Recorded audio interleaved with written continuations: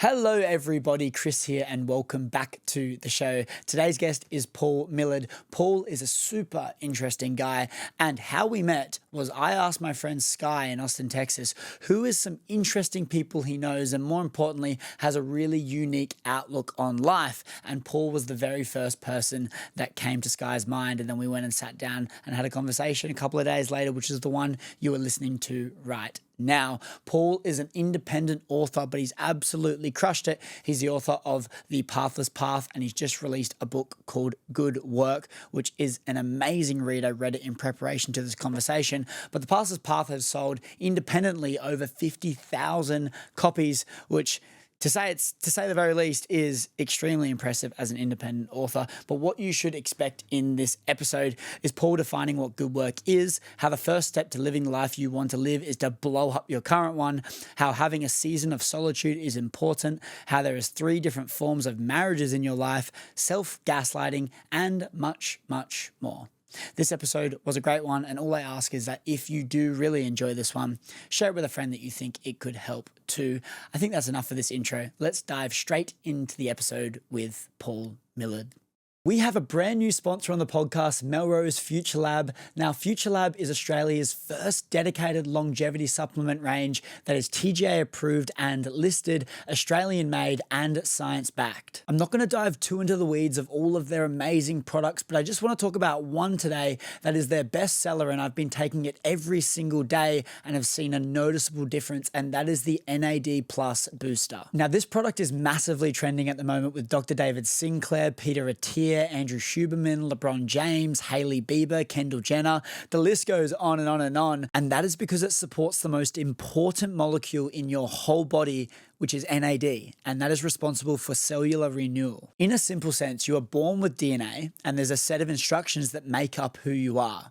Now, your body replicates that information based on the set of instructions, but over time, as you age, it replicates it worse, hence why you age. Now, as mentioned, the NAD Plus Booster supports the NAD in your body, which is responsible for that renewal, which makes you replicate that instructions better for longer, which results in anti-aging. When your cells are firing on all cylinders, you start to have way better mental clarity, focus, energy, and you just start to feel like yourself again. You can find the Melrose Future Lab products at your local Chemist Warehouse in the vitamin aisle, or go to melrosefuturelab.com to get more info. But without further ado, let's dive straight into the episode.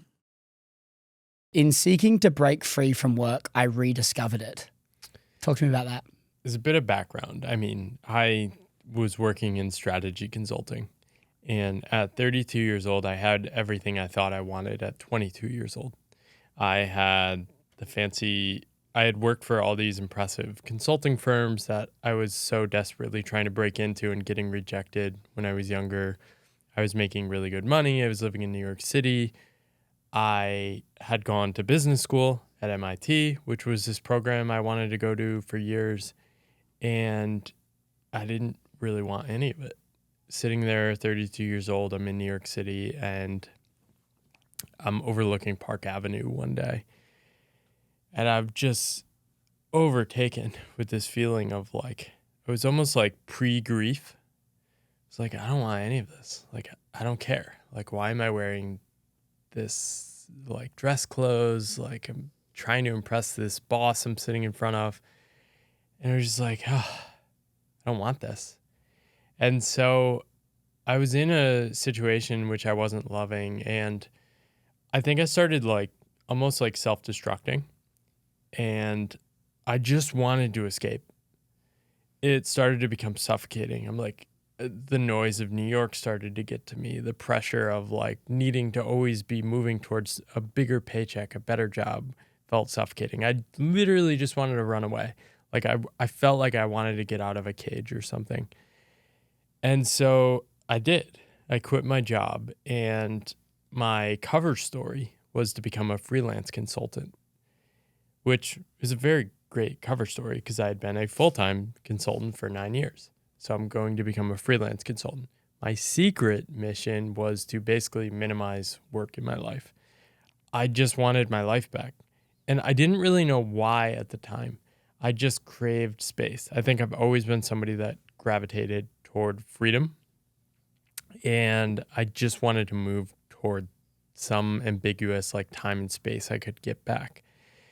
And so at first, I didn't even really look for a job. I lived off savings at first. That started shrinking. I started finding consulting projects and I almost like found my bearings. I made some solid money, not what I was making before, but good money, and it was supporting me.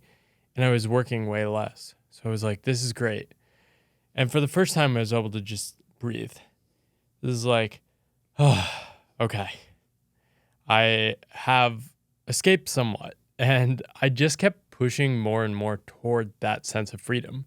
Like, I think in that first year, I really just wanted to strip work out of my life. If somebody had handed me $1 million, I think I would have just wandered without work for a few years.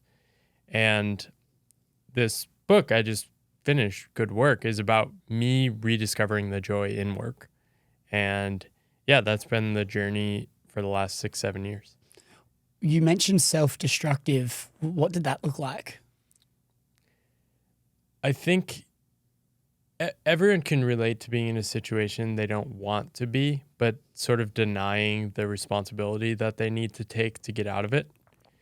And so when you're in those situations, you complain a lot, right? You bitch to your colleagues, you partake in that. And that's doing nothing except sort of making you a less cool person to hang out with, right? You're also then beating yourself up about complaining all the time. I was sort of rebelling at work. I was really doing a good job, and that's probably what kept me in consulting for a long time. But like, I refused to wear a tie, even though everyone in my office was wearing a tie. I would like reject assignments working for like too aggressive or pushy partners. And I was sort of like undermining my own chances for success in that job. And the problem with that is everyone glorifies this idea of, oh, you have it sweet. Like, you're not working on a lot, you're coasting, you make a good salary. That's actually the worst case scenario, because you don't care about what you're doing. You're just trying to escape it, but you're still in the thing you're trying to escape. And so it was sort of just this vicious cycle. And I think the last 6 to 9 months I was in that final job, I was probably depressed, maybe you call it burnout, cynical, negative. Yeah, I and looking back, it scares me that I might have kept going, because that's not the person who I wanted to be. I can't tell you how much I relate to that when it comes to that. It doesn't actually matter about the money you're making. It's what you're doing on the day-to-day that's the problem. And I remember I was working in a job that I really didn't enjoy. And I think there's so many factors when you're in a job, but one of the main things that would keep me in a job was the learning opportunity in that job. But then after a few months, your learning plateaus dramatically. Yeah. And so when one of the main things is growing as a person and that plateaus, the money's not the actual main driver. I remember when that would happen in a job, they could offer me double my salary, but my day-to-day wouldn't change. So I couldn't keep doing it. And I just, going back to that thing and seeking to break free from work, I rediscovered it. Reprogramming what your belief of work is and going, okay, there's unfulfilling work, but then there's like work from like soul-led version of me, and what would that person want to be doing, and encompassing that work. Would you say with that quote from your book, it's understanding that no, work doesn't have to be bad. I just need to find more work that's aligned with what I actually want to do? Yes, definitely. And I'll definitely expand on that. I think it's worth backtracking a bit, and what you said earlier about your sort of like, you would start a job and then lose interest. Same thing happened to me over and over again. I had 5 full-time jobs in 10 years and 2 years for business school. So I was job hopping all the time. And early on, when I broke into consulting, I loved it because the learning was so intense for like the entire 2 years. It was so good. And even in my last job, the first 6 months were really good for learning and growth. The problem was eventually you get really good at like a certain set of skills that are valued by the market. But then you mistake your value as a human as extracting that value rather than staying true to the actual curiosity that was driving you. What does that mean? And so for me, I am just a hyper curious person. If I look back at my childhood, growing up in school, I'm always learning new things. I love learning new things. And I was sort of like self-gaslighting myself toward the end of my full-time career and say, I should enjoy this. I should figure out how to stay longer. That's what you're supposed to do. But really what I was doing is undermining what I actually cared about, right? And so when I took my leap to working on my own, I didn't know what I was searching for. But slowly over the last 6 years, what I've found is that actually having work in my life that I truly care about is the reward itself. And so what I'm talking about in good work is like that feeling, that sense of connection, and actually prioritizing that connection above everything else, and then working backward in terms of how do I actually fund that, make that work, the puzzle of balancing family and all these other things. That's really like the formula I've come up with that has basically led to me to be incredibly, insanely happy. Mm. And there was a catalyst, there was a part of the book that stuck with me when you went to Taiwan. Yeah. And was that one of the first steps after leaving the job for you? Was it to be able to change that environment, like step away from potentially the suit and tie character of person that you were surrounded by every day? Was going to Taiwan one of those steps for you to just kind of get away from that? Yeah, I think so. I think getting away from your home culture, maybe you're experiencing this now in the US. When you're away from your home culture, you sort of feel like you're in this ambiguous world where you actually don't know the scripts that are in people's heads, right? You're probably fascinated with the way we think about work and money and all these things. Like I'm always fascinated with like how Australians, at least the ones that always visit the US, always seem way more chill than Americans. Yeah. So we have different scripts, and it's funny. I've asked people, what are the scripts you grew up with? And like I've asked Australians, and for them, it's like owning a second home on the beach. Is that like a script that a lot of people embrace? A holiday home. Yeah. Or like a boat. A boat. Yeah, I mean, in different areas. But I think what's crazy about Australia is most of the population's in like 5% of the land or something. And so there's a lot of just empty land. But I think when you look at it, there's 26 million people or whatever the number is in Australia and 300 million in America. But the land is a similar size. It makes you think about. I think one of the takeaways from America as well is Australia has this tall poppy syndrome, which is quite infectious, and I think people in places in the UK and stuff will experience something similar. I think a lot of places too. I mean, Taiwan too.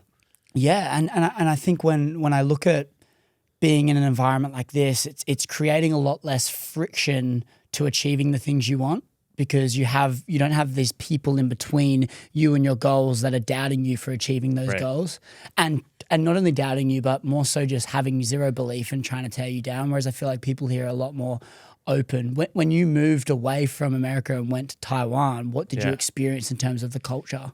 Yeah, so I think it was exactly that. Like in Taiwan, there's actually a lot of pressure to not stand out, just like in Australia or the UK. But I didn't grow up with that. So it's not emotionally salient for me, right? So for me, it was really this foreign world.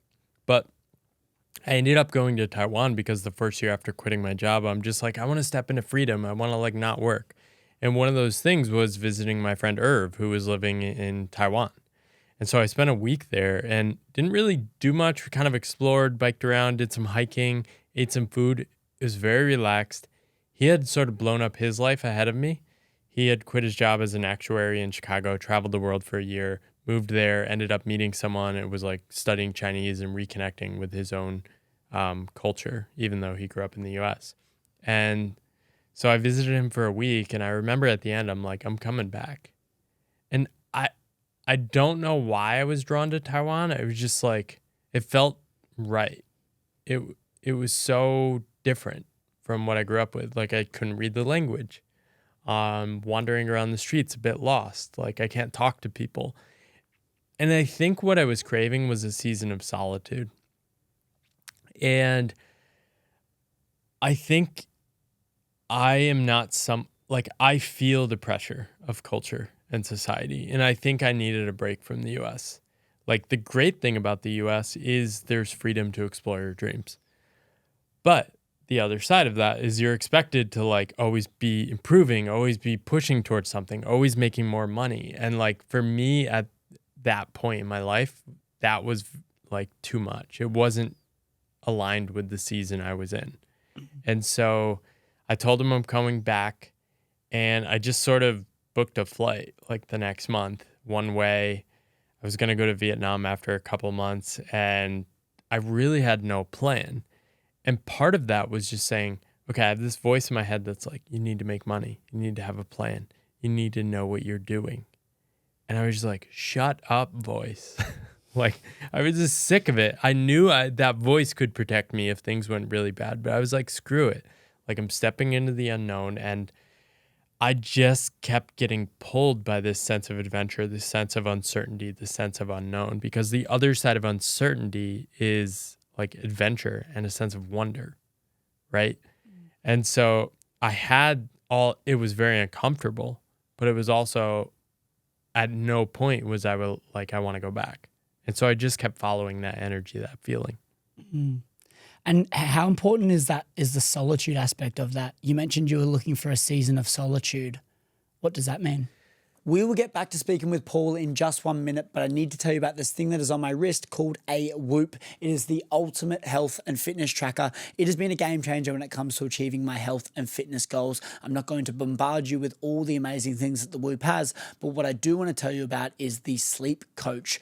As we all know, it is so important to get a good night's sleep, and Whoop tracks my sleep and gives me a score based on how well I performed, and it also gives me metrics such as how much deep and REM sleep I got, how many times I woke up throughout the night, and all of these metrics contribute to how well recovered I am so I can then attack the next day's activities. I love this thing. The only time it ever leaves my wrist is when I'm changing the color, because even the charging cable is wireless. I just slip it straight back on and I get on with my day. If you guys want to try out Whoop and you want to take your health and fitness to the next level, you can go to the link in the show notes or the description below, or go to join.whoop.com/Chris, and you'll get 1 month completely free, and they'll send you a band completely free. Once again, let's go to join.whoop.com/Chris, or hit the link in the show notes or the description below to go to my page. That's going to give you 1 month and a band completely free. And if you do not love it, just send it back, get on with your days. At least you tried. Take your health and fitness to the next level and try Whoop today. Let's get back to speaking with Paul on how important it is to have a season of solitude in your life. I think it was very important. I think I needed to get to know myself again.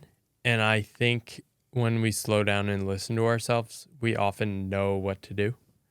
But often we'll hijack that with our rational brain about what we should do. And that's fascinating. I think for me, I'm always somebody that has written. I love reading a lot. I love reading books about reflecting on life. And I think I had to do that seriously for myself. When I was in grad school, I wrote this list of 10 values I wanted to remain true to in the corporate world. I was so determined to like make my system work in the corporate world. I'm going to like protect humor, take care of people, mentor people, stay funny. And I failed. After 5 years after grad school of doing that, I ended up like cynical, not funny, not prioritizing others, not able to like really be my best self in the corporate world. And so after quitting, I think I just needed like a reset. I needed to like refigure out what my values were. And I was starting to write, and I think I just had to be with myself. I had to remember, oh, you are this curious person. Oh, you are creative. Oh, you actually do have drive. You're not failing by leaving behind this successful career. And so I think this is the part that people don't talk about when they take a leap, is sort of the season of mourning and reflection. You're letting go of a past life while at the same time moving toward one that's ideally or hopefully better. But that liminal state is challenging. And oftentimes it's long. I think for me, it was really a period of like 2 to 3 years. And the life-changing thing for me, though, was a month after arriving in Taiwan, after returning, I met my now wife. And she was basically on the same wavelength as me, curious about the same bigger questions of life, and going through the process of quitting her job when I met her too.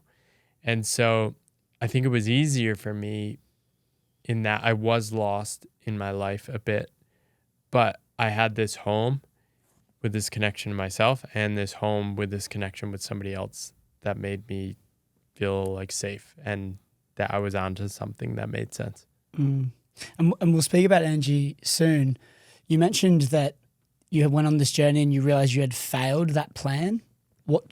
Why do you think that failed? You mentioned it turned you into someone that was quite cynical. Like when you reflect on that period of your life, like why do you think that failed? I think there's always this tension between individuals and institutions. I think we think we're these heroic individuals that can transcend the institution and make it our own, right? We'll carve out our own space in these massive machines. But these institutions turn us into more of what the institution wants, right? If the system is making a lot of money from selling consulting projects and it needs that money to keep the system going, you'll eventually, if you stay there long enough, be somebody that's nudged to really care about selling more consulting projects. And so my values of wanting to mentor people, coach people, have fun, not take things too seriously, ultimately was being self-selected out. But I hadn't updated my sort of mental model of my career of this early entry-level professional that was enjoying the work, growing, challenging, and updated it to somebody that was now higher in the organization. And the only path up or after that was to get promoted to positions where you have to care about what the organization wants, not what I wanted, right? And those are all the people that get promoted. So to get promoted, you have to be more like them. And so Go against you. Yeah. And it's funny looking back, I have some friends from grad school and they're like, yeah, of course you're on this path. And it's cool to hear that from them because they saw me better than I saw myself. But I was like skipping classes and reading books for fun in grad school. And they're like, oh, you've never liked like following the rules. You were always going to do your own thing. But it never felt like that to me. To me, growing up, the only path in life was to find a successful, high-paying job and like keep working it. Like my parents didn't go to college. And so doing this was the path, the smart path, the good path. And so when I left, I felt a lot of shame. Like I was throwing it all away. People told me that I loved, you're wasting. You're wasting all this career you have. Why are you doing this? You're throwing everything away. And I couldn't explain it at the time. It took me 5 years to write one book and 7 years to write 2 books. And basically, these books are sort of letters to my former self. And hopefully other people like me that are saying like, hey, it's okay to care about these other things. And it's hard. And there are other people like you. I think there's a lesson in what you're just explaining there about how the people in your grad school now say, oh, of course you're on this path. But what you just said earlier, though, is that when you were leaving, everyone was thinking you were crazy for leaving. What are you leaving behind? Was there a period where it kind of went on this journey where you left because it wasn't serving you? Everyone kind of was like, what are you doing? You're giving up this massive thing that's perfect and amazing. But then you kind of prove yourself by releasing some books, selling a bunch of them, getting some really good feedback, and now they come and say that it's all meant to be? Or have they always believed in you, those people at grad school? Yeah, I think they've been people that have been pretty consistent, reaching out and staying in touch. That's I think awesome. a lot of people have just drifted away, to be honest. I think it's interesting. The reason I ask that is just because, like, when I look at some of the things that I've potentially done and maybe got some success in, or perceived success, the people that have been applauding aren't actually the ones that were reporting when I took that leap initially Yeah. and got no results. Did you find that was the case, or you found people were quite supportive? I've really leaned into the people that have supported me. There's probably a handful of like 4 to 5 people that have been pretty active about reaching out. And I think people underestimate how much people need people to root for them. Even just like a small comment can go such a long way. But when you're doing your own thing, you lose this implicit support of the culture, society. On my previous path, I had this automatic respect and admiration for having like a good job, a fancy job, working in a city and like having everything figured out, right? But no one really cares about what you're doing, right? It's just sort of this like, good job, you're doing your role, right? And then leaving my job, I felt really uncertain and uncomfortable. I was going through this massive change, and it was amazing to have those few people rooting for me, but I also felt like judgment from people. And I think over time I've realized it's probably not judgment. There definitely is judgment. And people have said some things that have hurt, but not much. For the most part, it's people projecting their insecurities onto me. Oh, what are you going to do about healthcare? What are you going to do about retirement? What's your plan for the future? Are you going to get another job?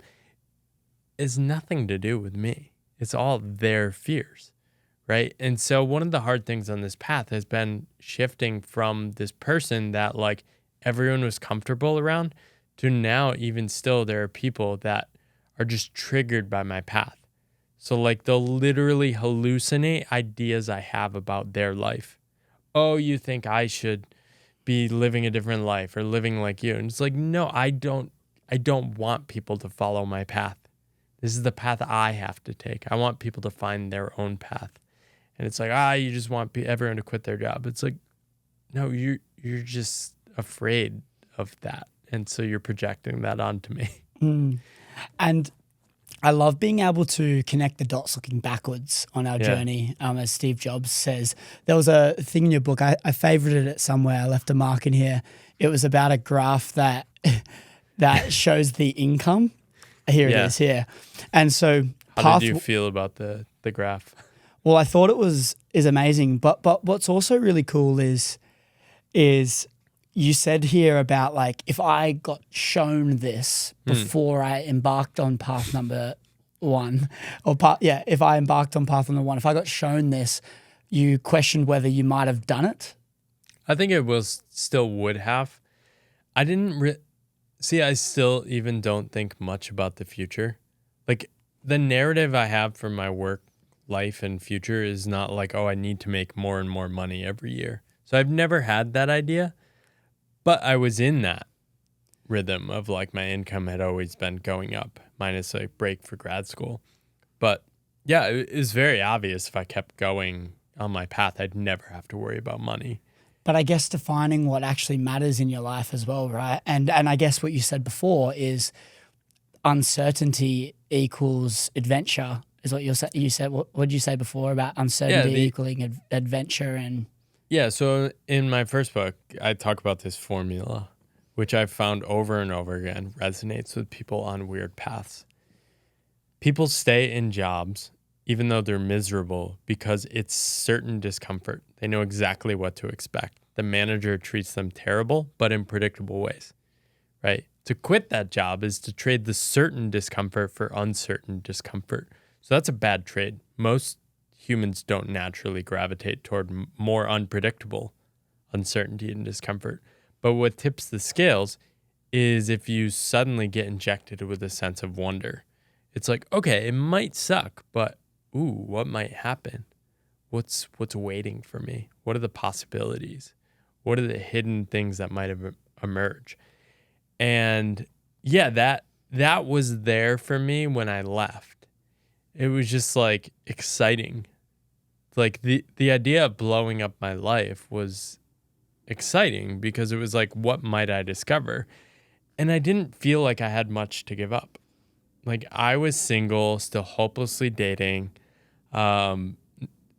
desperately jumping from job to job. And other people around me cared so much about money. They'd be like, oh, we're barely making ends meet in New York. I'm like, this is way more than enough. I now have like 50 grand in savings. That's like, I can live on that easily for a year. I'm just going to like go for it. And so I didn't really feel like I had much to lose. But I think the uncertainty, and as you said, how special it is, but the uncertainty is if you got told the amount of money you would make in the next 7 years, I often wonder if the output would be different as well. Because if you don't know what the thing is, you're encouraged more to give it that little bit extra and also just like dive in a bit more and because you don't know what to expect. We will get back to the episode in just 1 minute, but I need to thank our sponsors of the podcast, Switch Nutrition. More specifically, I want to talk about these 3 products that are in my hand right now and foundational health. There is so many different supplements online, different people telling you all these different things to do, but I love to strip it right back to the foundations and what are the things we need to be doing every single day to take care of that foundational health.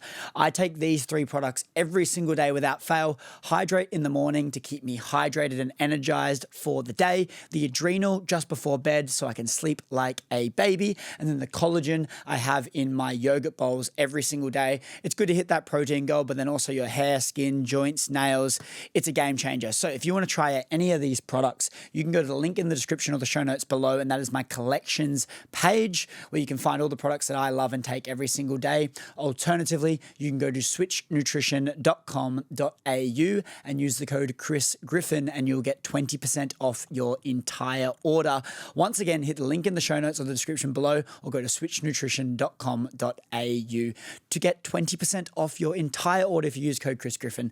I'm going to shut up. Let's get back to the episode. Yeah, I wouldn't have wanted to know more. Yeah. It's been ignorance is bliss. Well, it's been such a beautiful journey. Like I've really enjoyed the moment. And so what happened for me when I moved to Taiwan, 16 months after I quit my job, I basically didn't have paid work for the first time and wasn't pursuing any. I'd been pursuing it while in the US, sort of like bumbling through, trying to get more freedom, but like still kind of looking for projects because it's expensive to live in the US.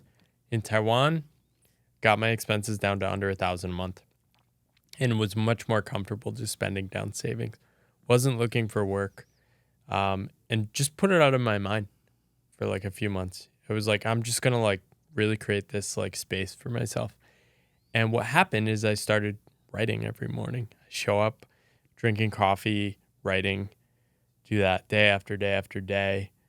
And a few weeks in, I just noticed, I'm like, man, this joy is being injected in my life again. And I just was like, I'm just going to do stuff I like. I'm going to do the work I want to do. And so I wasn't even thinking about it as work at the time. In fact, I rejected the word work. But I was just like, I'm just going to build my life around doing things like this I enjoy, not aiming at money. And that felt nice. It also felt rebellious. I was like actively rejecting work and probably to a fault. I think if you showed me like my income chart those first 3 years, I might have tried to make a little more money. But I made like 35 grand for like 3 years, which is about 20% of what I was making before. But I was having the time of my life. And so I have this other line where I say I was no longer getting paid in money, but I was getting compensated in other ways that were hard to see: aliveness, energy, joy, sense of connection, and faith that things were going to work out. And I just decided I would follow that feeling. And over the next 6 years, literally about a little over 6 years now, I've pretty much followed that. I've lost connection sometimes. I've had more or less uncertainty, financial fear at different times, but I keep just coming back to that connection.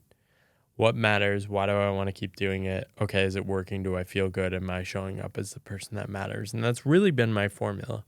And I want to go back to that time when you moved to Taiwan and you mentioned in a month in you met your now wife, Angie. Yeah.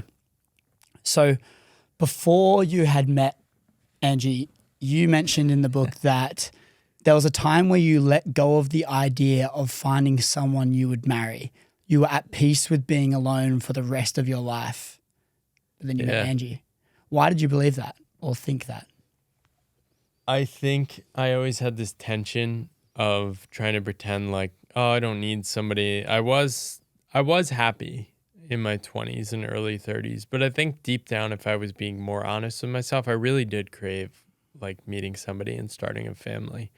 And I think I've validated that now. Like, it's just so great to have Angie in my life now and my daughter, and we're building a family. It's seriously like the best. It's so good. And I think that always was my biggest goal in life. But when I was in my late 20s, just date after date and like not really finding the people I'm connecting with, I gave up. Like, and I think the disconnect and the problem why I was never finding the right person is I wasn't showing up as the person I actually wanted to be. I was fighting a war with myself. And I was showing up as this person with this skin suit of a high-performing achiever. But in my soul, I'm this like wandering creative. And I think people could always sense that. And I was attracting the wrong people. And so eventually after like quitting my job, I think part of like my narrative of like the shame of leaving my career behind, I had this story that like, okay, a woman's never going to take me seriously if I'm making 30 grand a year and just saying, I'm going to follow my bliss. Like no way people will be interested in that. And so I was just like, all right, I'm going to try to be a cool uncle. I'll travel, I'll hack a living, make like the bare minimum. I don't need much. I'm still pretty much the same way. Like I don't have many clothes. I could be pretty happy living in a small room. Yeah, and I think the process of letting go of that was really accepting myself and accepting what I really wanted out of life. And I mean, this is basically, I think, probably the greatest way to attract a partner is I was finally showing up as the person that would actually attract someone who I'd want to be with. And I think immediately upon meeting Angie, it was completely different. It was, oh, wow. I'm saying to her exactly what I want out of life. She's aligned with it. She sees me for who I am. I've never had to pretend to be anyone with her. I've never hid any parts of myself. And yeah, it's been beautiful. Yeah, it's that concept around building the beautiful garden so the butterflies come to you. It's just being able to focus on truly doing what your soul really wants to do, and then people and things attract to that. It's even probably around that concept of not just focusing on money, whereas if you can focus on the true thing that your soul really wants to do and you do it well, and you focus on your output in that particular field, the money will come. Yeah, and I think there's a certain amount of magic in the world. And basically, probably many people we hang out with, like rational hustle bros, are basically denying this magic by over planning, over scheduling, over optimizing their lives. Like, you need to step into the flow of life and sort of like move against what makes sense sometimes to open up to what might be, right? And I think this has basically been the story of my 30s. I'm going to be 40 in a few months. And my 20s were about planning, optimizing, acing the test, trying to progress, steadily growing income, doing what made sense. And my 30s were trying to move away from that. Now, I think both are valuable. So I think a mistake sometimes is when people go too full woo, right? Like just purely following your bliss without having like some savings or knowing how to make money if you have to can be a mistake. But similarly, I think people often overcorrect too much in the other way, right?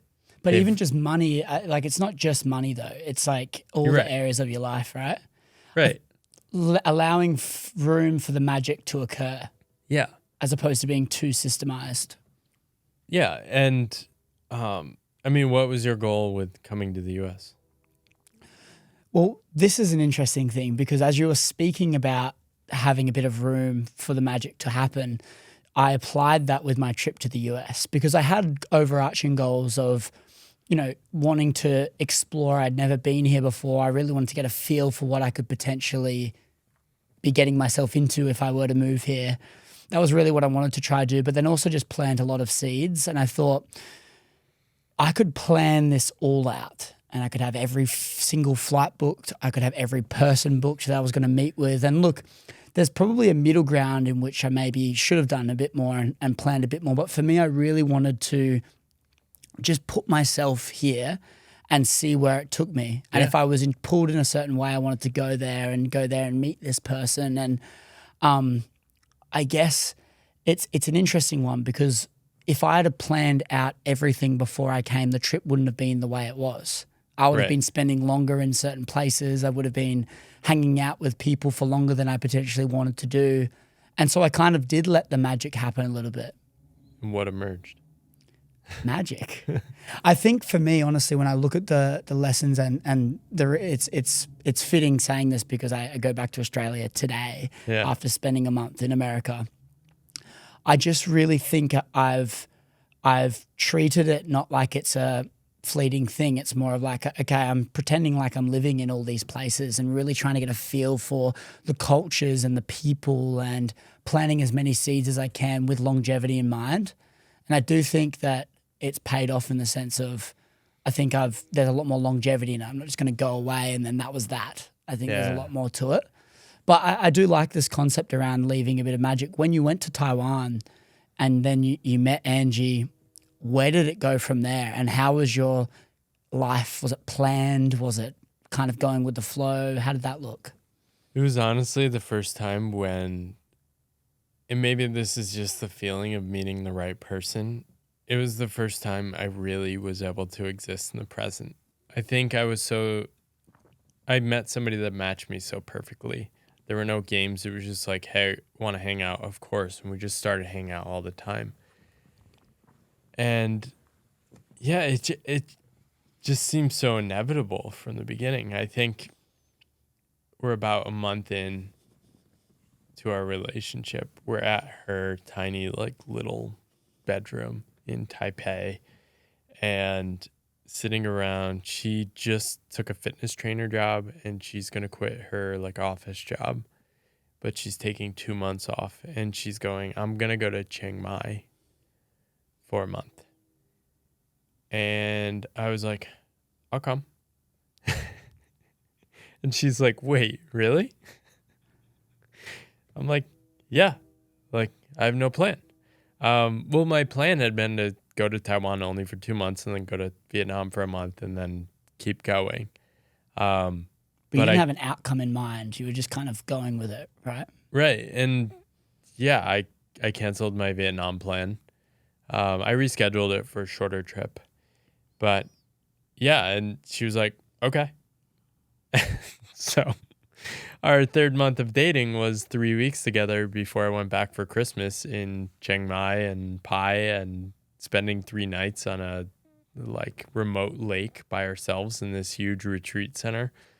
And yeah, everything just sort of fell into place. And then when we're in Thailand, we hadn't talked about what happens after I go back for Christmas. I was planning to go on to Bali to visit a friend, but we're just hanging out in this small hut in Pai in northwest Thailand. And we just started talking about our plans. And it was just like, I'm going to come back. You're in Taiwan to be a fitness trainer. I'm just going to come back. I have no plan. I have no consulting work. I'm not even trying to get any, but I don't know. We'll figure it out. And yeah, we decided to basically move in together and sign a lease for a year in Taiwan. It's interesting when you meet someone and it just feels like nothing else really matters. You just want to. When I meet people, it's like they have it, whatever that it thing is, where you just look at it and especially that romantic part. I mean, I don't have a partner right now, but I've met people recently where you go you just spend time with them and it's something so unique where nothing else really matters when you're with them. You just, the ability to be present, as you said, it's the first time I was actually able to be present in the moment. Something special when you meet those people. Hey.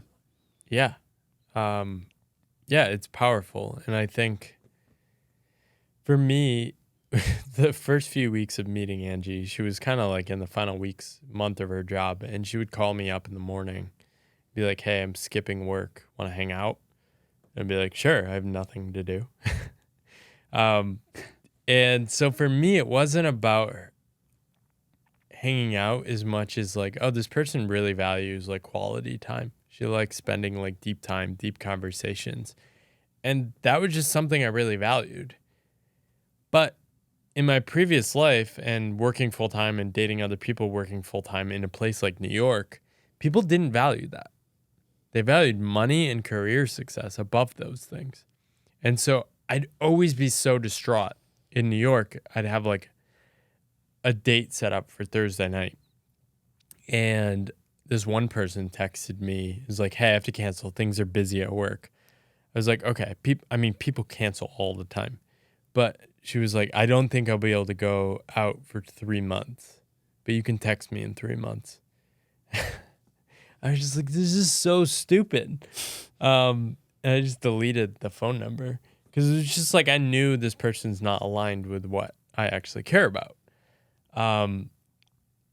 But yeah, it was just so refreshing to meet her because, I mean, she was even bolder than me. She was quitting her job with like a few $1,000s in savings and like no retirement or investments.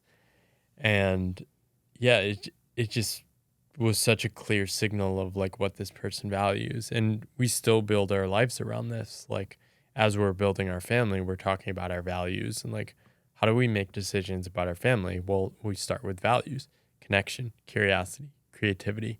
Are those things met? Okay. If they're met, then we worry about other stuff. Mm. And do you think that Angie makes you more creative? She knows how important it is to me.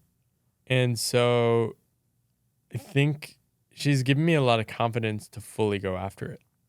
And so there's never been like, hey, we need, like, she's even like less materialistic than me. So like, people are always like, oh, how I wish I could do what you're doing, but like I have a mortgage and cars and private school. It's like we're actually like not prioritizing that stuff. And so there's never been a single moment where she's like worrying about money more than me or like, you need to go do this because we need this thing, right? And so with this book, I was like, look, we have a kid now. If I really deepen into this book, it probably means I'm going to ignore some other stuff that helps us make money. She's like, I want you to do the work you care about. And I mean, having that support is just so powerful. And even from the beginning, I was making no money, but she didn't really question what I was doing, but she was also at the same point, like making even less than me and like not knowing what she was doing. So I think we've always just prioritized that above. And yeah, I've never felt like a lack of support from her. So that's so powerful. It's so powerful having someone, just one person. Sometimes all you need is just that one person to just believe in you. Just to say, yeah, like, I've got your back. I believe in you. Like, Yeah. you've got this. And it goes both ways. I mean, in the book, I'm writing about Angie's relationship with work as well. And right, I mean, this week I'm spending, I might work like 5 or 6 hours, including like this podcast, like work. I love what I'm doing. Like, honestly, I want to work a little more, but I'm watching my daughter this week, which I find equally fun and rewarding, mostly because she's working on a book now. And like, that is like her good work. And we talk about this a lot. Like as a family, if she completes this and feels great about it, that's going to help our family succeed. Maybe it makes money, maybe it doesn't, but it will help our family succeed because that's what we actually care about. That's our definition of success. And so, yeah, it's fun supporting each other and like going back and forth. You've been talking about money a little bit in terms of like worrying about money or having to worry. And there's something you said in your book as well, which I really want to talk to you about, because I find when I'm worrying about money or when there's a financial challenge in my life, it tends to cloud my vision a lot more, and all I can think about is that one thing, and I really struggle to be creative, or as creative as I would normally be when I'm not worrying about money. And you mentioned, you said the truth is that I worry about money all the time. However, by learning to coexist with my fear and discomfort, I can decide to worry more about other things. I really struggle with that. Yeah. Like I struggle when I'm worrying about money, I really struggle to be creative. I'm like, oh my God, I'm just so clouded. I can't see a centimeter ahead of me. I'm stuck. How do you deal with that by coexisting with that fear? Yeah, I think it takes time. I think for me, it was making decisions to make the fear go away over and over again, and realizing that just gets me back where I started. Like I did get, like I sort of had this inverse relationship where like I want to do more creative stuff and at the same time less consulting stuff. But it took like 6, 7 projects, and like, okay, I'd buy some time, work on the things I was excited by, but not feel super confident about it. Start to feel insecure about money, reactively take a project because it promised some money. Do the project, be like, shit, this is not the work I want to do. I need to escape. Okay, next time I have space, I'm going to double down on the creative work more. Do that, but then like never fully go out all in on the creative work. Start to feel nervous again. Like move abroad. Be like, shit, I need to make money. Like I have no plan. I haven't made money in 4 months. I'm moving in with Angie. Take consulting project. In the consulting project, actually working with like an Australian and US company, doing calls at weird times. I'm like, shit, I hate this. I want to escape. What am I doing? I'd rather go to zero than do this project that's going to like buy me a few more months.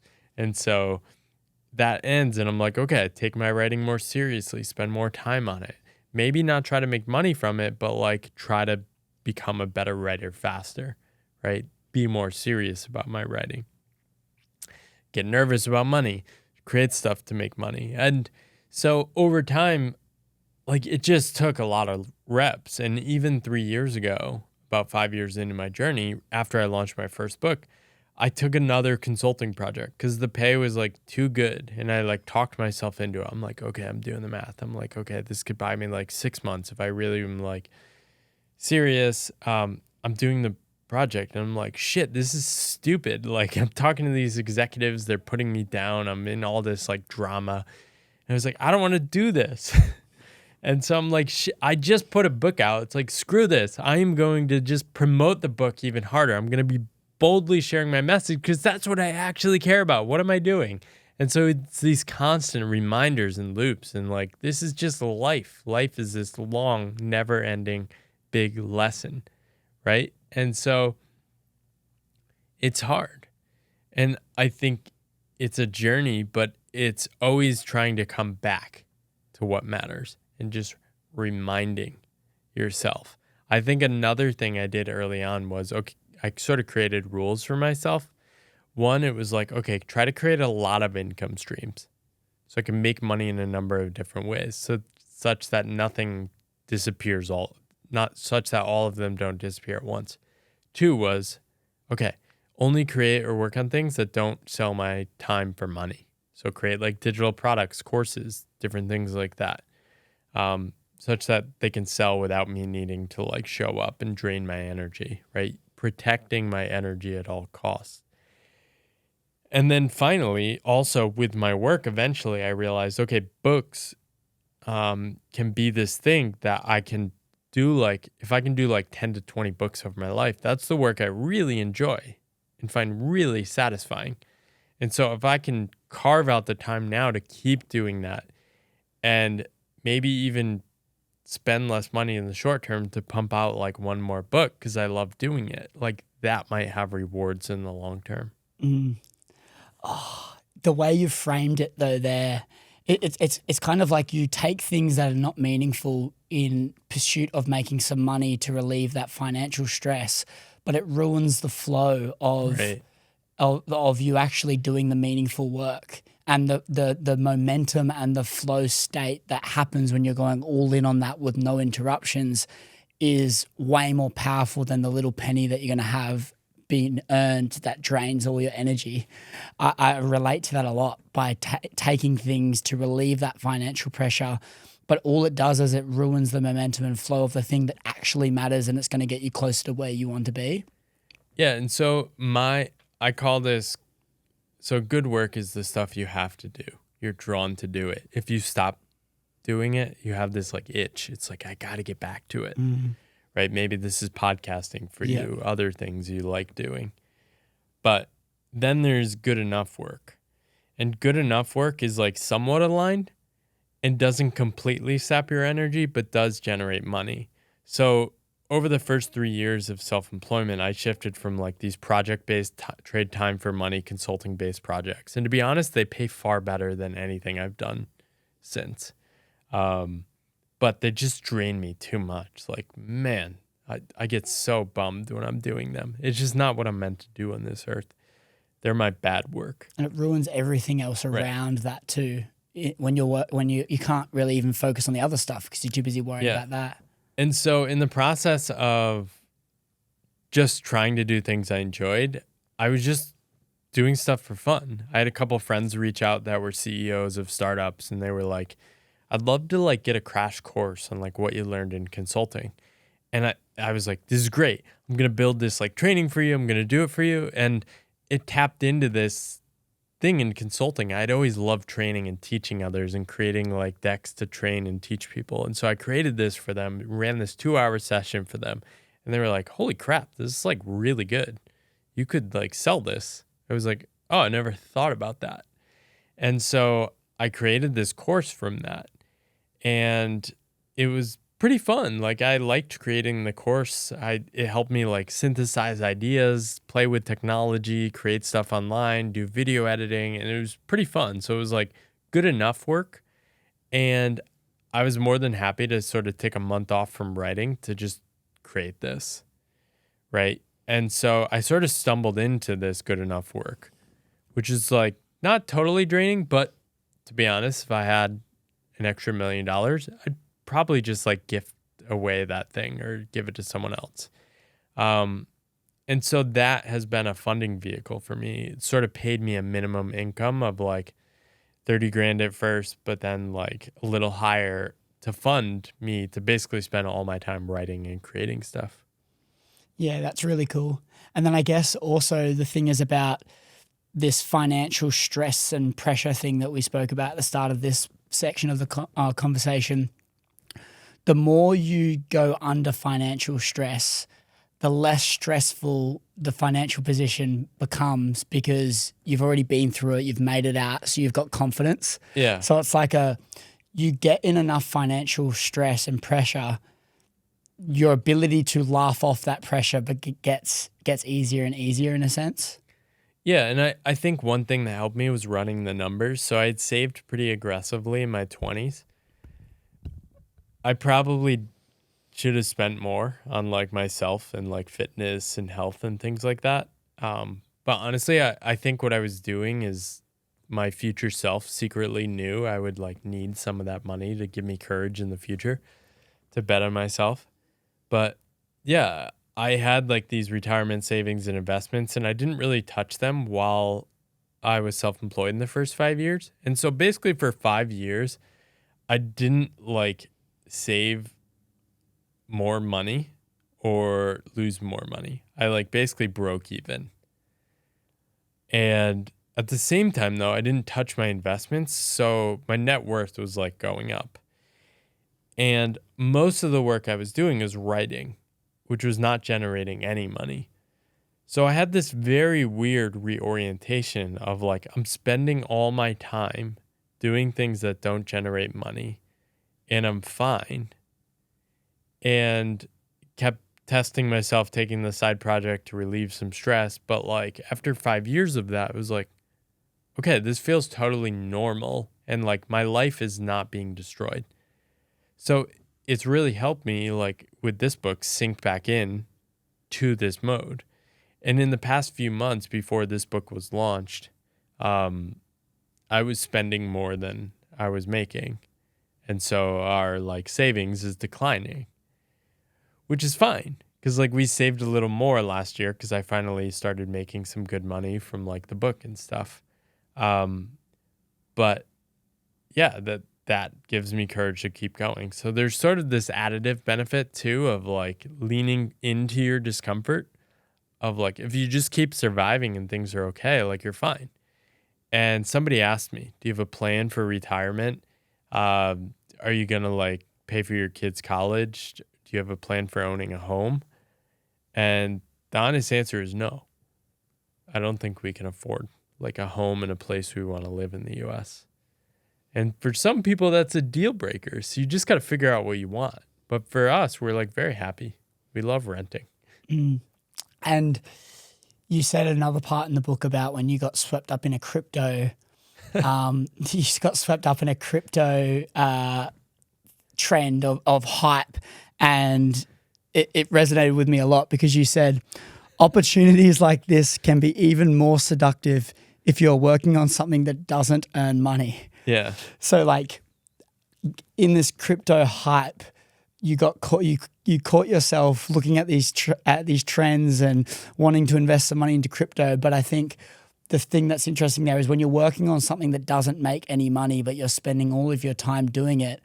These trends can be so much more seductive, is the word you used to attract. I mean, for want you to go in there. Talk to me about that time when you did that.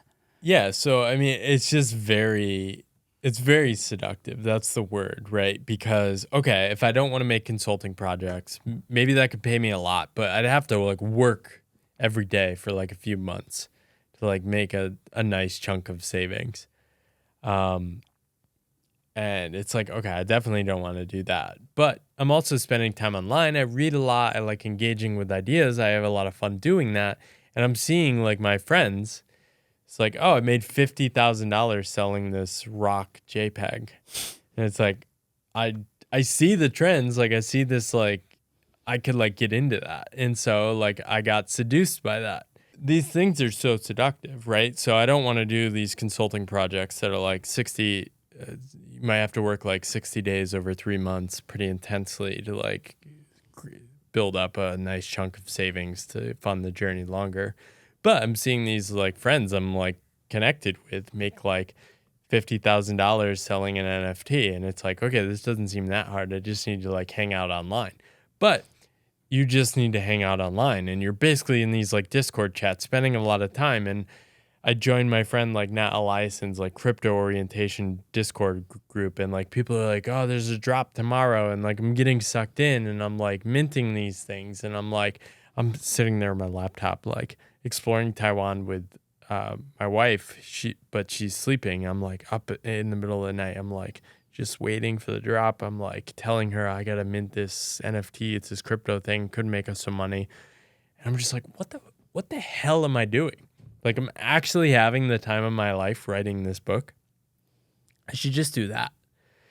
And yeah, it was one of those moments where I'm just like, yeah, it's not about this.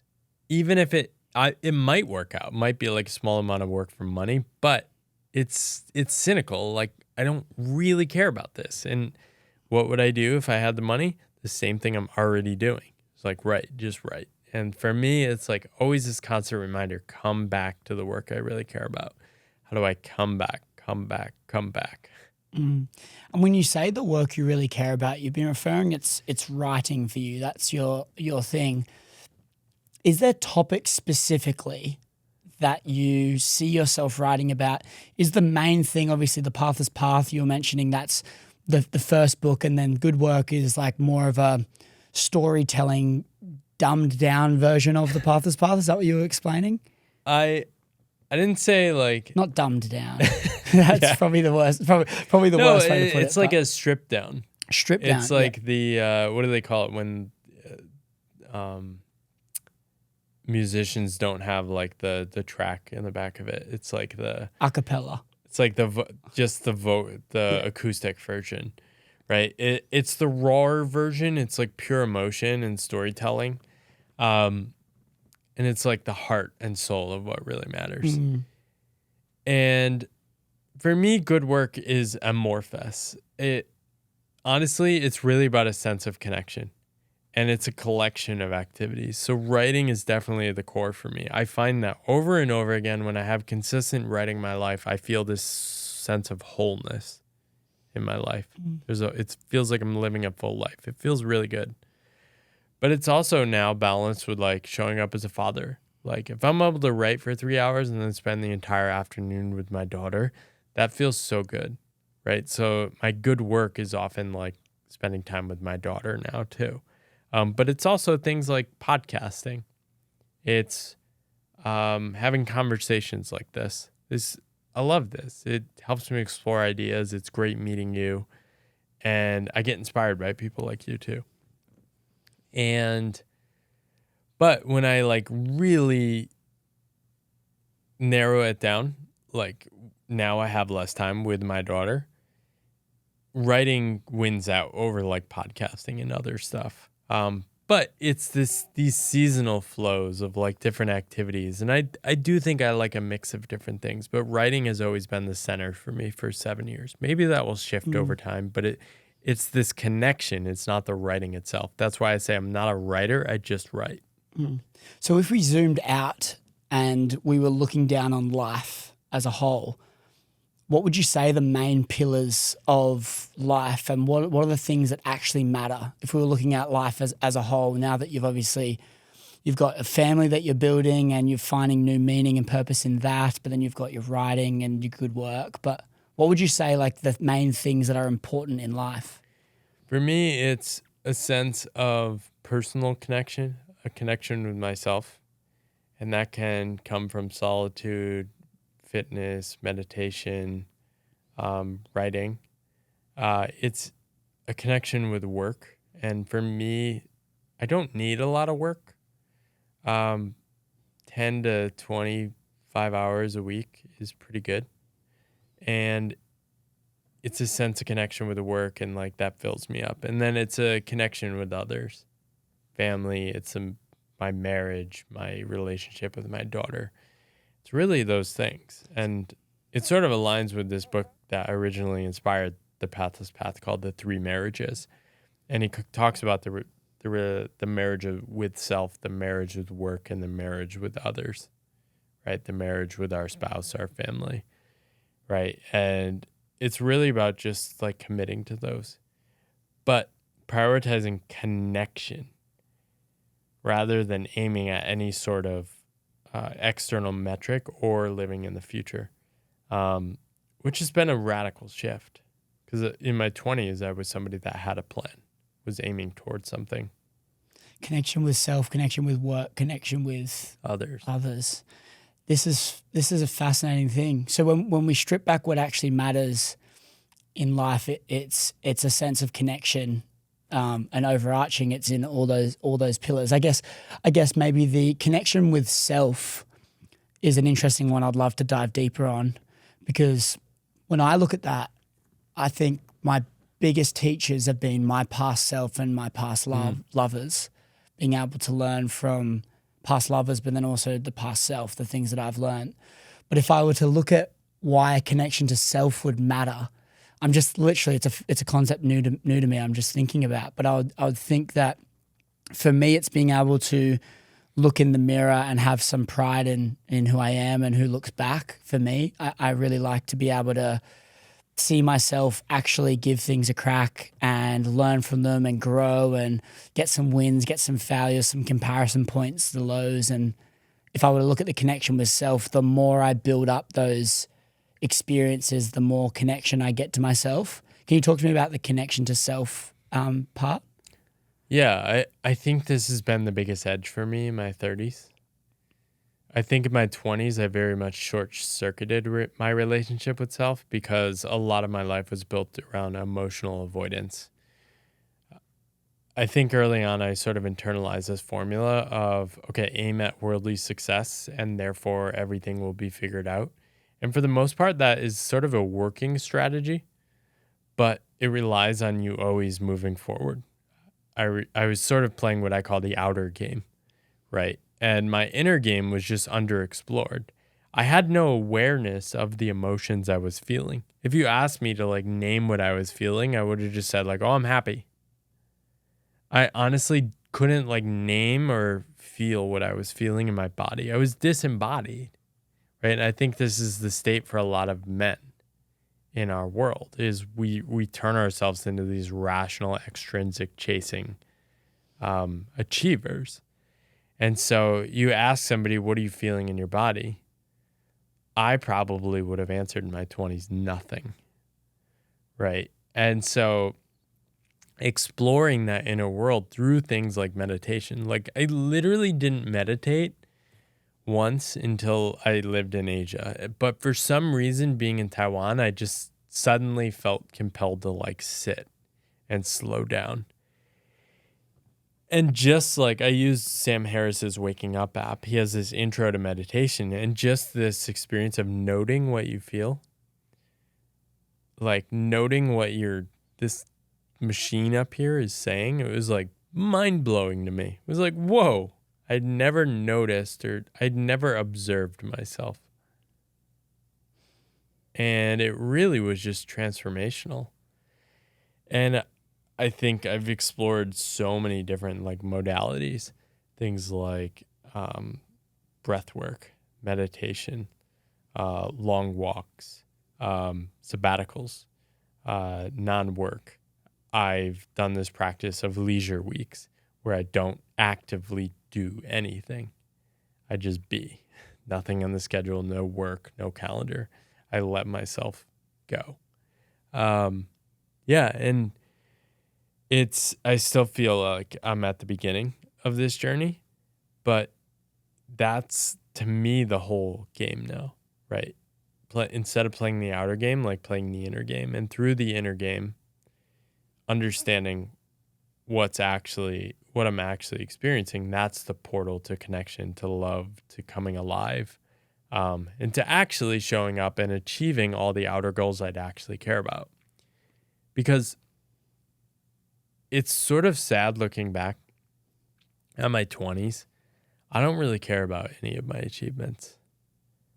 Like, it's just like, it feels like another human, like an alien, achieved all those things. But looking back on finishing my book, it's like the experience you're talking about. It's showing up in the mirror and be like, yeah, that was nice. Like, I feel good about that.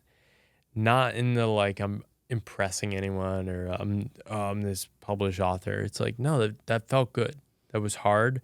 I did it. I stuck it out, and that's satisfying. Hopefully I can get like 7 to 10 more of like those experiences in my life. And if I can do that in my life, like that's a good life. It's the soul-led version of Paul. Yeah. Yeah. I love that. And it's a slippery slope when your happiness is tied to progression, because you can only progress. Your progression declines as you advance in any skill.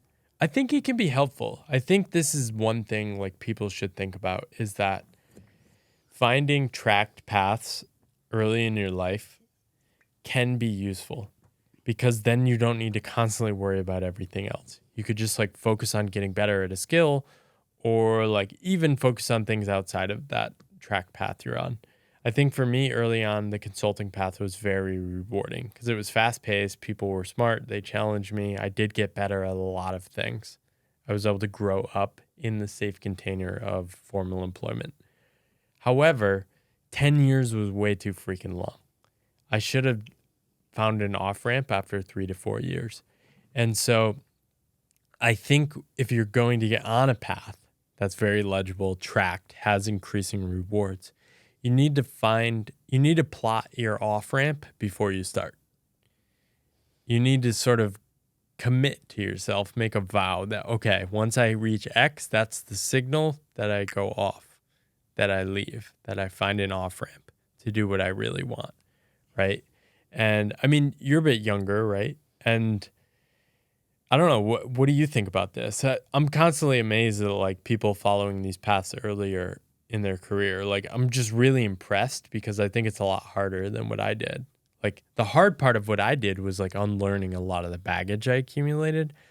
But going after like these kind of paths, like much earlier, that seems a little scary to me. Yeah, I think it's honestly when you can feel when you can feel like you are truly on your path and you're doing something that you're meant to be doing.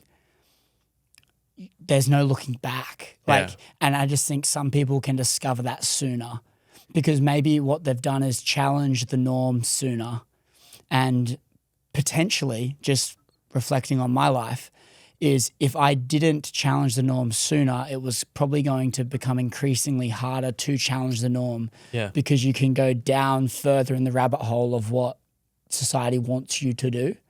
And perhaps maybe when I was younger, there was some driving forces that was pushing me to look outside of that norm, and then one step led to the other, and then it brought me to finding things that truly make me tick, that spring me out of bed in the morning, and then that led me on this path to keep fine-tuning that and figuring out what I want.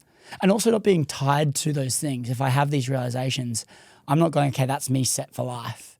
It's, again, not having that massive plan in place and just playing matches, win matches, play matches, win matches, and then letting my curiosity guide me, in a sense. I just want to touch on this this connection with self again, and more ask you about where physical health plays a role in that. You mentioned it was one aspect of connection with self. How important is your physical health? Yeah, so after grad school, when I was 27, within the first couple of weeks of starting my first job after grad school, I started feeling sick. And long story short, I didn't really feel good again for another 2.5 years. So I went through basically this chronic health issue with Lyme disease, Babesia, and some other tick-borne infections. That really wrecked my system, and the treatment messed me up even further. It just took a long time to recover from. And in doing that, I took a 4-month break outside of work, unpaid leave. I was just sitting in my bed most days in Boston, just like, honestly, just like so desperate to get back to my life. But what happened when I returned to work is that I sort of felt like this alien that had seen a different side of life and basically just felt mortal. And when I was returning to work, like, I didn't feel good every day. So I had a lot of fatigue. But on the days I felt good, it was just euphoric. I'm like, man, I feel good today. It is so freaking good. Like, life is so good. And then I'd hear people complain, and I just couldn't relate to them. It was so late, traffic. It's like, I can't relate to you. I feel fantastic, and like literally nothing can make me unhappy now. And so those moments of feeling good became so important. And really a health journey I started then has kept me till today. And fitness is probably something I do place above work. So if I'm like late on like things I should be working on or need to do or that might help me, and I have like 2 hours but I haven't exercised, I'll probably go exercise. It's very I really take health seriously. And so eating well, not drinking, exercising, moving, being around people that value these things. Like, my wife is a personal trainer, which is great too. And yeah, it's just super important. I also had a daughter when I'm 38, so I'm going to be a somewhat old dad. I want to be able to like pick her up and run around with her when she's in her 20s and 30s too. So the health crisis was 2012, was it? Yeah. Yeah. And so I actually, there's an alternative intro where I talk in depth about the health crisis, but I found that intro was a bit too much of a bummer to start the book with. Maybe I'll release it as like a bonus chapter. But yeah, in that moment, I think the sparks of a different life were planted as I recovered. It was just like being out of work for a few months while being really sick. It was just like none of that job stuff is really all that important. Like, I have my family, I'm still alive. And I think that's insulated me from a lot of fear and uncertainty. It's just like, I don't care. Like, I've already lost it all.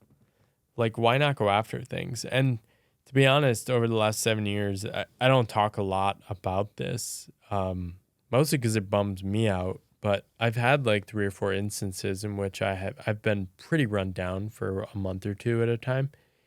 And it's been hard, but after going through a 2.5 year battle with chronic health issues, a month or two is like, I can get through that.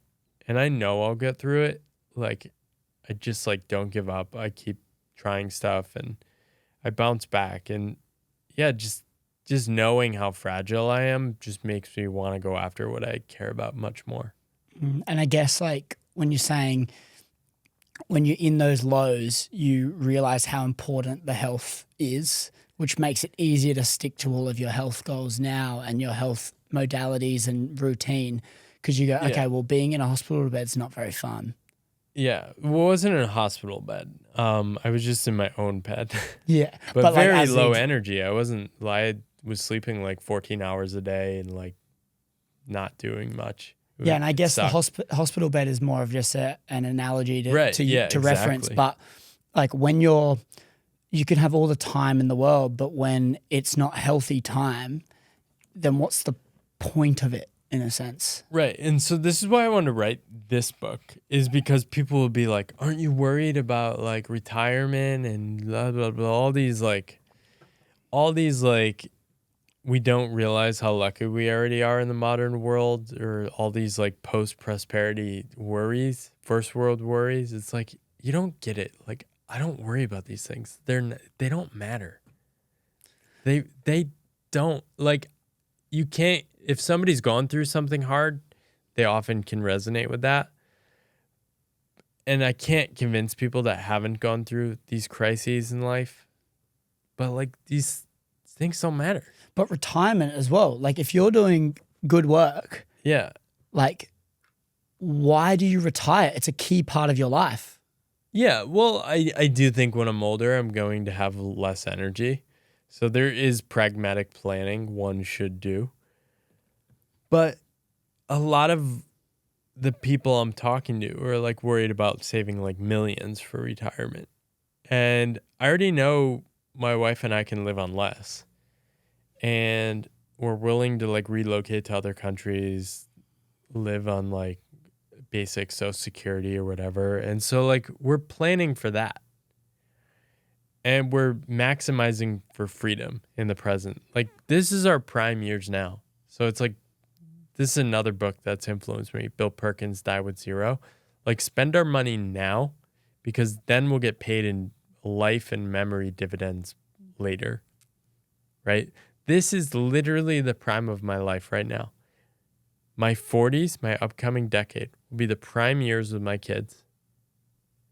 It'll be the prime years of my energy. Probably be the last years when I have like complete all-in energy to do a lot of stuff, start new things. And so this is it. Like this is it. And so I try to inject this mindset into like everything I'm doing. Like this is it now. I think in your 20s, you don't have this sense of mortality. In my 30s, you start to have it.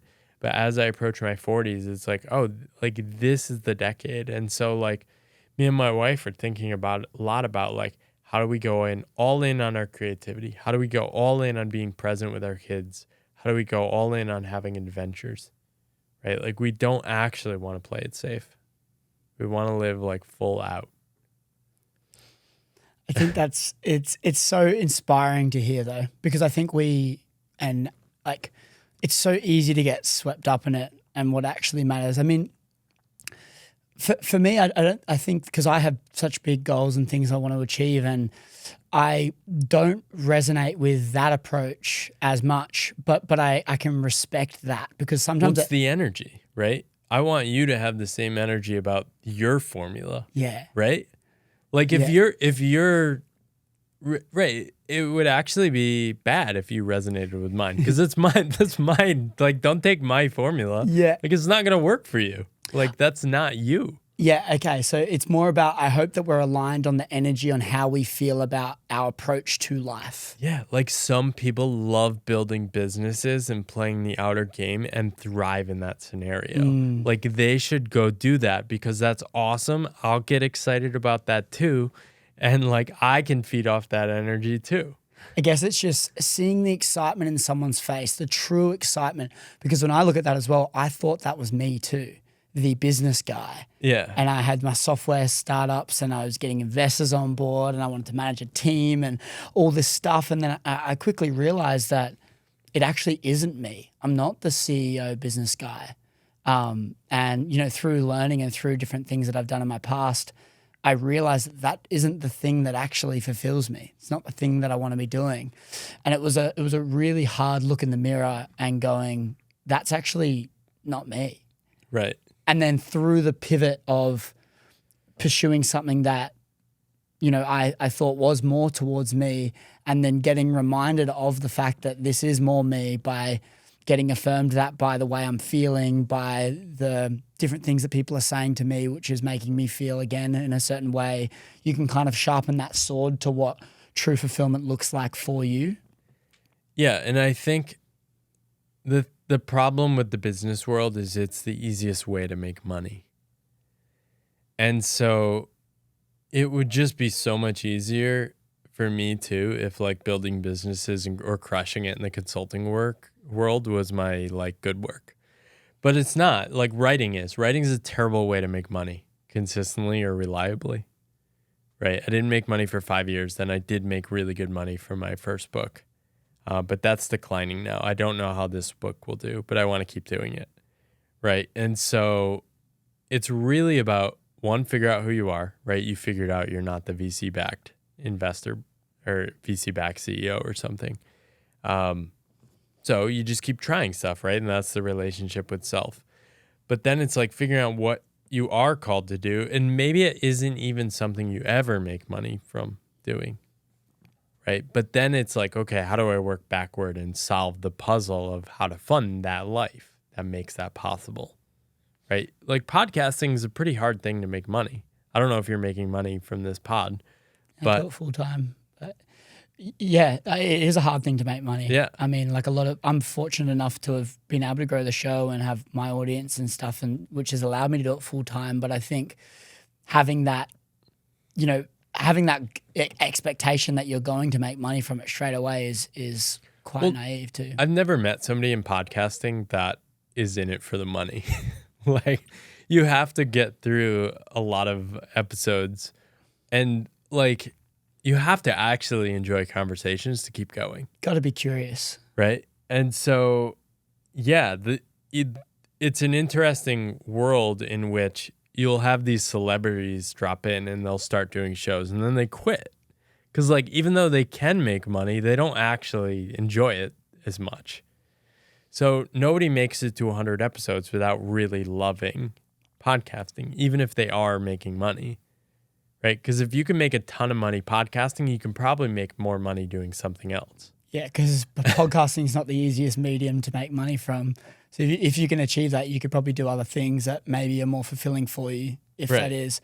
I think that's when it comes down to why you're doing it as well. And what's the thing that's driving you? Like for me, it's like if I were to look at what my true purpose and the thing that really kicks me the most is like I'm a curious educator. I really like educating, but I'm also really curious. So Right. if I look at mediums that help me do that, it's like I'm curious. I get to speak with other people on a podcast, understand them, but then also educate along the way with different lessons that we've learned. It feels like a cool little piece to the puzzle that works. That's why I've been enjoying it so much, I think. And it's ultimately a creative path, which you can't plan, even if you tried, right? And so, I mean, like Newtonic. Do you know Chris Williamson? Yeah. I've met him and spent time with him. He clearly loves podcasting. Like, it's clearly his good work. You listen to him and it's like, man, this person is the most curious person I've ever listened to in conversations. He does this 3 days a week and he still brings on people you've never heard of and goes super deep on topics that are super interesting. And because of that, people trust him, right? And so the best way he makes money may be like this drink he creates. But that's because people trust him because he is staying true to his own curiosity and connection, right? And so we are in a world where more things like that are possible than ever before. This is a whole new world. And I don't even know like what the opportunities are to like fund my life, but I know it is a better bet for me to stay true to my curiosity and connected to that because I can actually sustain it. My previous path was not sustainable without drinking and self-delusion, which costs a lot, which basically meant like I was never going to meet a romantic partner I'd want to marry. I wasn't going to meet my goals of like starting a family. And I'd probably have like some disastrous midlife crisis, right? But this path is like so sustainable. Like 6 years ago, I remember having this feeling. It was like, oh, I could just keep writing forever. Like this seems obvious to me. And so that sort of thing can lead to really interesting things, no matter what you're doing. Right? And more people have the opportunity and potential to find paths like that in today's world. Can everyone do it? No. But also, most people don't even want my path or your path. Like 95% of people are like, hell no, like pass. I'll take the stable income. It's like, great, but I'm not writing for those people. I'm writing for the curious weirdos that need to take a different path and showing them that, yes, this is possible. Yes, it might suck and be uncomfortable. Yes, but it also might be worth it. And having an emphasis on being your true, authentic self, because when it comes into how you're saying about Chris Williamson, how people trust him because he's being himself, I think people can see when you're bullshitting and when you're not being true to you more so. Like when you are truly being yourself, and that comes down to when you don't agree with what everyone says as well, and you have your own opinions, your own thoughts and beliefs. I find the most fascination, it was funny when I was speaking with Sky before the, even just getting you on the show, when Sky introed me to you, he was like, what guests do you want to have on the show? I said, look, I let my curiosity guide me. I want people that are unique. I want people that have unique perspectives on life because that's what's going to make me interested. When he asked me who I want on the show, I said, I let my curiosity guide me. And I think that stands true. And when I look at the growth of the show, it's because I'm just interviewing people that I'm genuinely interested in. I don't want to sit down for 90 minutes, 2 hours with someone I'm not interested in. And I think that's where the longevity lies and where the authenticity can lie too. It's interesting. And so I put that same energy out there. And that's actually how I run my podcast too. I've had many people who are first-time guests. And a few of those are my most like watched episodes on YouTube. And it's so cool because I love rooting for other people. And I love like sharing these people who I think are super interesting. And I do have like big names on the podcast too. I've had people like Kevin Kelly and like Derek Sivers and people like that. But those are people I'm fascinated by. And I like need to know more about them. I want to ask questions. And so like, yeah, I have a trust too. I've sort of paused the podcast because I was focusing on the book, but yeah, same thing. I just follow my curiosity. And so by doing that, that's probably why Sky recommended me. Like I was laughing before because it's like, yeah, of course Sky recommended me because like me and him have had countless conversations about this stuff. And like he's leaning into that chapter in his own life too, of like following his curiosity. And yeah, these things just happen. So what's the first step for someone then? If they're looking at going, okay, because I know that's such blow up your life. So what does that mean? Because we've been referencing that. You reference it a lot in your book. What does blow up your life mean and how does that look? Yeah, so I am actually joking with that, but I do think blowing up your life is underrated. I think more people should blow up their life if they're like slightly miserable in a job, especially if they have some savings. Like just fuck around and find out a little. Everyone needs that chapter in their life. Everyone could afford to take like a 3-month sabbatical. But I often recommend people to just start even smaller because it's often just getting to know yourself again. And so the minimum effective dose of like stepping into wonder possibility, I tell people, is like take a 2-hour wander. And so this is a walk without a destination or a bike ride without a destination. And literally go, don't plan where you're going to. So many people go through life knowing where they're going all the time. And like we don't get lost anymore. People used to get lost before like smartphones. Now no one ever gets lost, right? So let yourself get lost. And don't literally get lost, but just start walking and just see where your gut is telling you to turn. Easier if you're in a place you've never lived, or even better if you're somewhere abroad that's foreign to you, because that sense of wonder will sneak in more rapidly. But just 2-hour wander. The other way is to do something from your childhood you haven't done in years. So for me, basketball, go shoot around with no point in the middle of a day is like a great way to like reconnect with myself. And then my bigger suggestion is that sabbatical. I do think it is urgent that more people take sabbaticals. It is the number one thing I've seen people do and I've done that has a near 100% approval rate. Like people are like euphoric about sabbaticals. And many people realize, oh, I want to go back to my former job, but I actually can look at it from a completely different lens and be happier. 3 months out of the 500 you work in adulthood is less than 1% of a working life. You can afford this. If you have more space in your life, take a freelance year. Take a year where you just try different stuff, try to make money in different ways.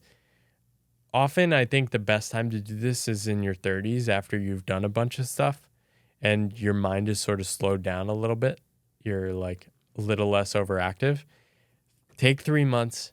Lean into life, see what emerges, return to your former life if you don't like the space and you want to return.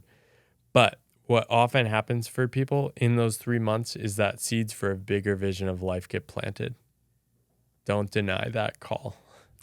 3 months, even though, because when I look at it, like you just said there before, if you don't like it, go back to your old job. Yeah. It's always going to be there. The job's all like maybe a slight different variation of the job's always going to be, but it's always going to be there. Worst and case, you have to take like a 30% pay cut. And you've been doing it for years and years and years. Even when I look at, so last year, in end of May last year, I went on a solo sabbatical just for 8 days. I went to Thailand by myself. I was heartbroken. I just quit my job. I didn't have money, so I actually went to Thailand on credit. It was very silly. Wouldn't recommend. But in the 8 days of solo, in a sabbatical for 8 days, the amount of stuff that came to me, these downloads that came to me, just in 8 days. This is the magic I'm talking about. This is the magic.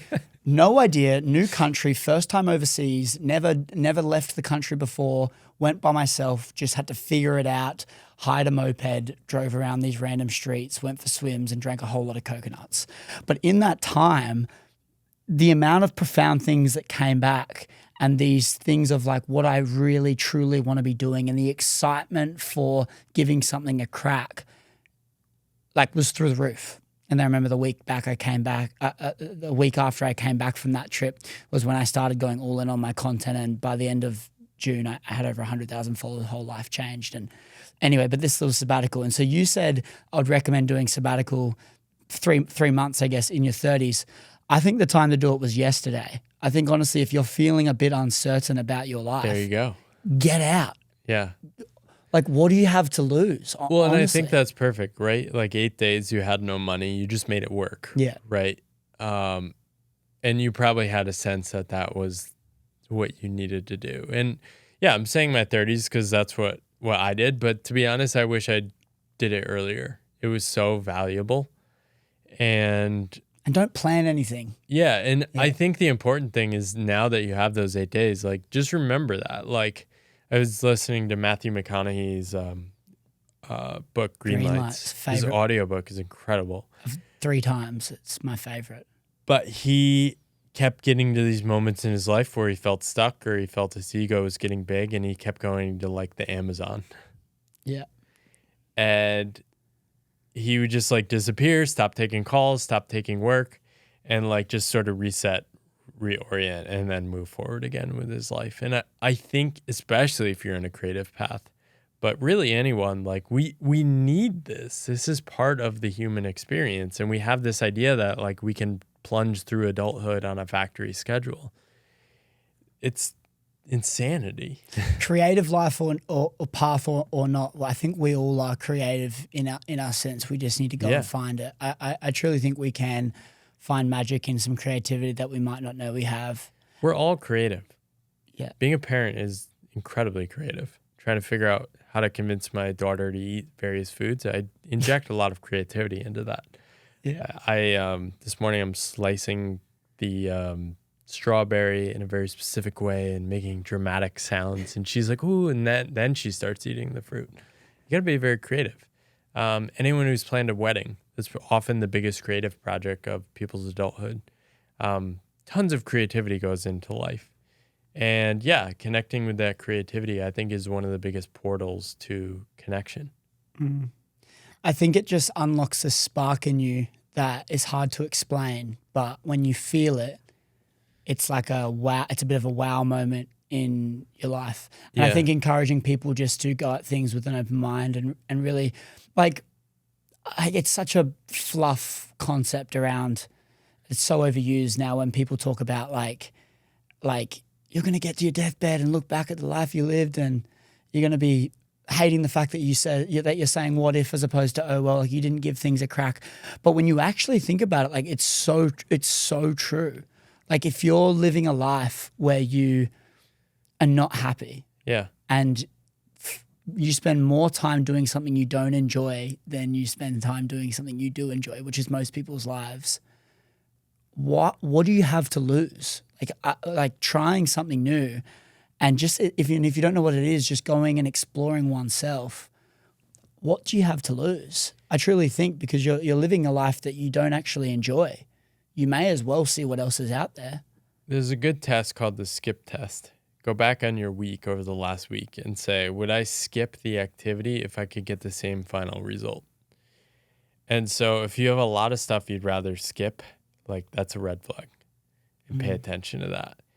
And the best way I describe my life now is like, I just don't have a lot of things I'd skip. I enjoy most of the things I do. And like, I wouldn't give up the experience. Like the hard moments of like trying to craft a sentence, like that's delightful for me. If I just like ended up with the book without going through that, I wouldn't be excited to share it.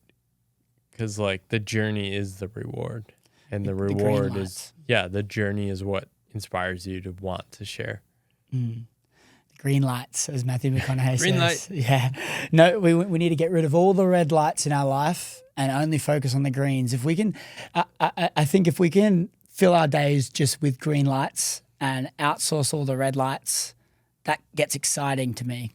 Like, if I can, like, the goal for the show is to be able to do this, the conversation, and have the ability to outsource everything else. If I can just do the prep, I get to read this book, find some amazing things that I'm curious about within that, have this conversation, then get everyone else to do the rest of the stuff, all the red light stuff that I might not enjoy. For me, that really, really excites me. Looking at people like Chris Williamson, for example, like, that really excites me, how he can just focus on the green light stuff. And I'm sure he does red too, but focus on those things that really fulfill him, and then try his best to delegate or outsource or drop all the rest. Yeah, that's been something I'm still struggling with. I'm almost like too curious about all the things I like. I love learning new things, but then I sort of mistake the learning for the work I should be doing. Like, I've taught myself video editing, audio editing, like I code websites, I can code generally. I can like do all these things, but then I spend my time doing all these little tasks. But now with a kid, I've been much wiser around like, okay, there are actually other people that love video editing and I don't actually love it. So I can find other people to do that. And just on that then, just before we wrap out the show, fast forwarding to now, obviously you've just recently launched a book. what would you say just in life would be your biggest challenge? Like now, obviously fast forward, you've just finished writing the book. There's been obviously challenges with that, but then just as you're waking up today and there's different things in your life, like what would you say a challenge would be? I think it's just the constant puzzle of fitting it all in. I think with a young daughter, I have this sense that this is definitely stuff I don't want to skip. I want to like slow down time and like savor these moments. At the same time, I'm also this person that does have goals and does want to work and loves being creative and connecting with people like this. And so I think I've actually probably done a little less work than I've liked, but I'm making the bet that I won't regret that. But yeah, it's a challenge. With one kid, there's the family. Then there's me and my wife's relationship, her relationship with self, my relationship with self, her work, my work. And then like fitting those 5 pieces together, it's a bigger challenge. She's from another country.